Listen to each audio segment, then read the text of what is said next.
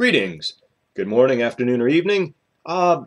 First, as I get to talk about, kind of introduce you to criminal profiling and terrorism, which is actually not a chapter in your textbook. I added it because I thought it might be interesting and relevant, and something that you might have an interest in. We do have a certificate program in security at our university, and you can take courses in terrorism and security and so forth. But what I wanted to do is to mention I am not an expert in the area of terrorism. That's not my area of study. My area of study is genocide, and there are certainly differences. Sometimes I say to my class, I don't know much about terrorism. I'm not an expert in terrorism. My focus is genocide. But if I was to go on Fox News or NBC or all those other stations,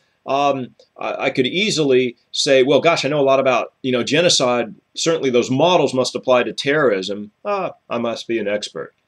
But I wouldn't go that far at all. That there are many more experts in the field of terrorism that have a lot more to say. I've just pulled a little bit from the vast work just to kind of introduce you to the subject matter. I guess what I'm saying in an indirect way is, what in the world makes someone an expert on terrorism? And what criteria, qualifications are needed. And I would also recommend you ask the same questions when it comes to criminal profiling and profilers. I would hope it'd be healthy if some of the things I say you question. Although we're not in the classroom where you can say, Professor, that is crazy. You can still say that to yourself, that there are major problems with some of that work or some of that research, or that just doesn't seem consistent, or there's some other research I've read that's contradictory. I want you to keep a critical eye open and to always be thinking of alternative explanations for the material. So criminal profiling and terrorism. The first question is, how does one define terrorism? What factors do we use in our definition? Do we base it basically on motivation, or do we base it on a particular outcome or an event? Can individuals be terrorists, or do terrorists have to form some type of group? And if so, how many need to be in the group and for how long? And so you find that there are lots of definitions, and we still haven't agreed on a solid definition that would be sufficient across the board in research studies. So if we look, for example, at one of the works that really allows us a lot of useful information is Hudson's 1999 work on Who Becomes a Terrorist and Why, the 1999 government report on profiling terrorists, which I found the entire book online, and so you can download it as a PDF file. And the author is R.A. Hudson, Hudson, published 1999. The title is Who Becomes a Terrorist and Why? The 1999 Government Report on Profiling Terrorists. It also comes in a paperback book published by the Lyons Press, which I also have as well. It's an excellent resource, and some of you say, well, 1999, that was ages ago. Say, well, maybe, but the information is still relevant.